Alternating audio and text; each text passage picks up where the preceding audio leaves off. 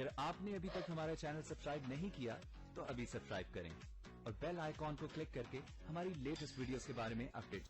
अस्सलाम वालेकुम, हमारे चैनल में खुश आमदीद। कासा एंड दिल ड्रामे का अगले एपिसोड का प्रोमो आ चुका है, जिसमें अदन अपनी माँ के कहने पे शेरीन से शादी तो कर लेता है, लेकिन उसको वो खुशियाँ नहीं दे पाता जो वो सोमिया के साथ रह के उसको देना चाहता है। वो तो हर जगह से ही मुश्किल में घिरा हुआ होता है।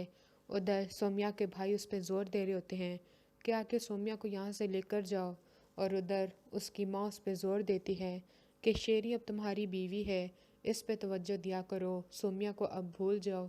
लेकिन उसे नहीं समझ आ रही होती कि वो किसके साथ क्या करे।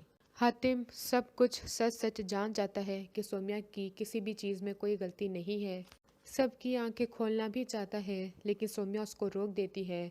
अब तुम्हारी इन बातों का कोई फ़ायदा नहीं है, बेहतर यही है कि हमारे मामला से दूर हो जाओ और कभी भी मेरे सामने मत आना।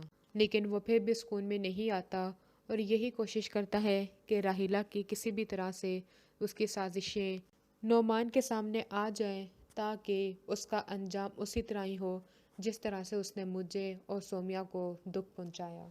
अदन सोमिया को लेकर अपने दूसरे घर में चला जाता है। वहाँ का किसी को भी नहीं पता होता और उसको सारी सच्चाई बता देता है कि किस तरह से उसकी माँ ने उसकी शादी करवाई।